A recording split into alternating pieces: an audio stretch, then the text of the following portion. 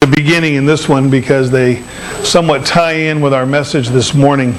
This morning, Lord willing, we're going to go through the entire 24th chapter of the book of Acts.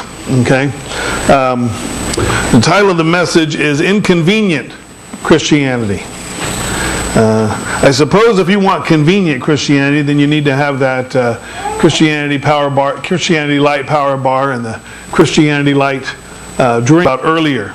But the truth is, whether you're a Christian or not, life's not always convenient, is it? You ever found yourself just rolling along in life, everything's going well, and then something inconvenient comes along, right? A washing machine breaks down. You get a flat tire. You ever gone to the grocery store and got your week's worth of groceries and brought them home and realized you left a bag at the store? Your transmission has problems, okay? Whatever it might be, life seems to be filled with inconveniences. But the Christian life, above all, really is a life of inconvenience. It's a life where Jesus comes in and truthfully, He messes everything up. He arranges things. He causes us to look at things differently than how we looked at them before. He asks us to give up ourselves. He challenges us to put others first. He tells us to love our enemies. He asks of us to risk everything for the sake of the gospel. Yes, Jesus does love you, as Max Lucado says, just the way you are. But He loves you too much, he goes on to say, to allow you to stay that way. Okay? And some people, I will have to admit, I've been one, find that inconvenience unacceptable. And as a result, rather than deal with the inconvenience, they simply kick the can further down the road. They procrastinate. Anybody here procrastinate? I've not done an official survey, but I think men procrastinate more than women. I heard an amen somewhere, from a woman. How many men procrastinate putting gas in the car? Anybody? Anybody? Or women, I guess, Yeah.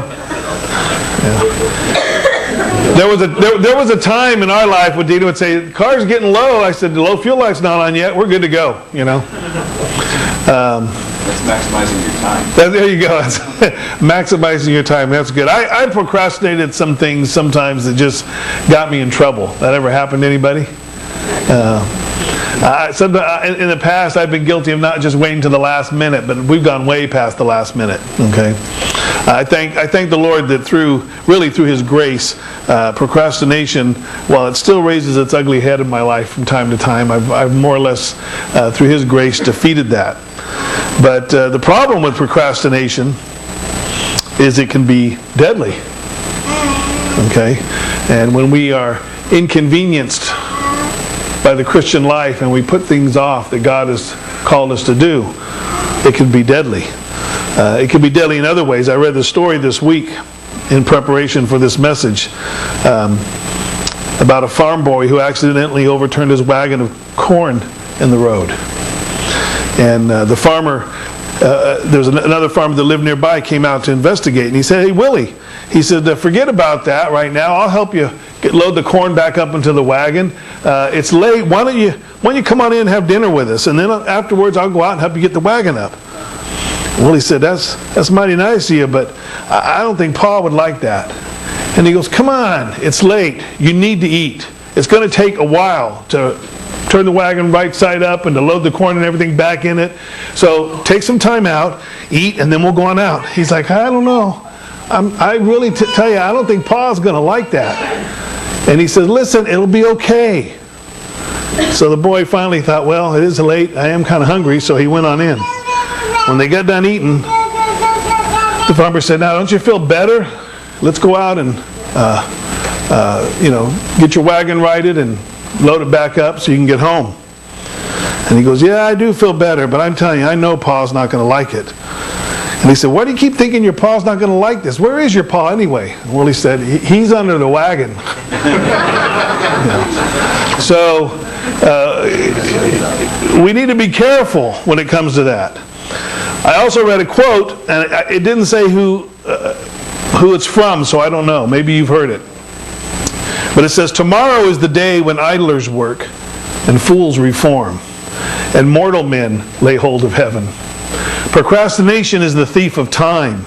Year after year it steals till all are fled, and to the mercies of a moment leaves the vast concerns of an eternal state. At 30 a man suspects himself a fool, knows it at 40, and reforms his plan.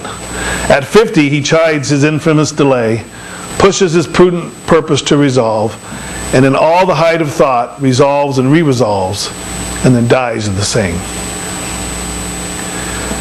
Because of procrastination and inconvenience, we often say these words: "Tomorrow I will pray. Tomorrow I will fast. Tomorrow I will find a talent and devote to God. Tomorrow I will allow God to use my life in the way that He wants. Tomorrow, when I'm older and more mature, I will find time for God." I remember when I used to teach teenagers at the church I met Dina in, and I was talking to them about making plans for their life for God. And sometimes I forget the mind of a teenager. I know I used to have one, but I sometimes forget. And I remember one young woman raised her hand, and I said, "What?" She said, "Well, it's okay for you to say that, because you've had all your fun. You're married now." As if somehow that changes everything. Tomorrow, tomorrow, tomorrow. And so this morning we will read of one who found the way of Christ inconvenient. And he put it off until tomorrow. But as far as we know, as my dad always told me, tomorrow never comes. And it never came for him. But before we judge him too harshly, his name is Felix. If you haven't read ahead and you don't know what's coming up, some of you are very familiar with this passage. But before we judge Felix too harshly, I want to remind you of the title of this message: Inconvenient Christianity. Because often it is we as Christians that find Christianity inconvenient. And we put off what God is telling us to do until tomorrow. So let's begin with verse 1, Acts chapter 24, verse 1. We're going to read through some of the passage, and then we're going to kind of get to the meat of the message. "After 5 days, Ananias the high priest came down with some elders, and a lawyer named Tertullus. These men presented their case against Paul to the governor. When he was called in, Tertullus began to accuse him and said, 'Since we enjoy great peace because of you, and reforms are taking place for the benefit of this nation by your foresight, we gratefully receive them always and in all places, most excellent Felix, with all thankfulness.'" So here, I think, as far as I know, we have the first record of an attorney trying to butter up a judge. Okay? Because the truth is, Felix was not well liked. Felix was a former slave who had risen to the rank of judge, and he was actually, history writes about him and says he was a ruler with a slave mentality.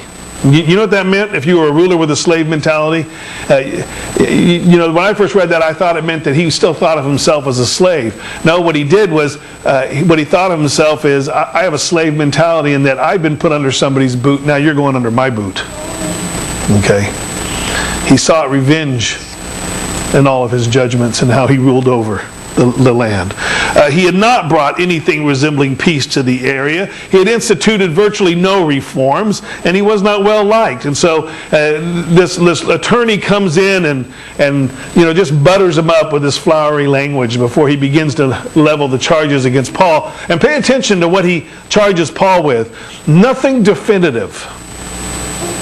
Okay, continuing in verse 4. "However, so that I will not burden you any further, I beg you in your graciousness to give us a brief hearing. For we have found this man." Now, I want you to picture this. Whenever I read this, I kind of pictured Perry Mason in the...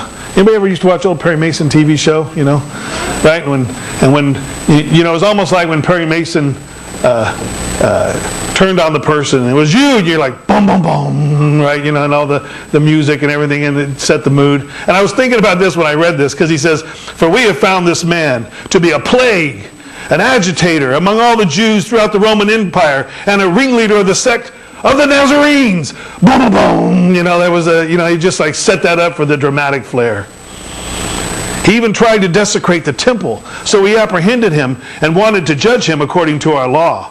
I love this. We wanted to do this. Then he's going on to say, but the Roman guy, he wouldn't let us, so if it's a problem, it's not our fault, it's his. Okay? But Lysias, the commander, came and took him from our hands, commanding his accusers to come to you. By examining him yourself, you will be able to discern all these things of which we accuse him. The Jews also joined in the attack, alleging that these things were so.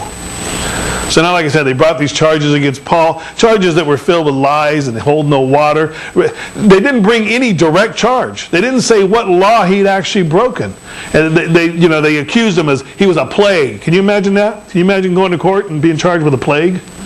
An agitator. Anybody been arrested for being an agitator? These charges are generic at best, and as we know, empty. And then verse 10, when the governor motioned to him to speak, Paul replied. Now listen to the difference between how Paul replies to Felix and how the attorney did. When the governor motioned to him to speak, Paul replied, "Because I know you have been a judge of this nation for many years, I am glad to offer my defense in what concerns me." Now Paul spoke with respect. He did not try to appeal to Felix's ego or his humanness or his position. He simply said, "I respect that you've been a judge for many years.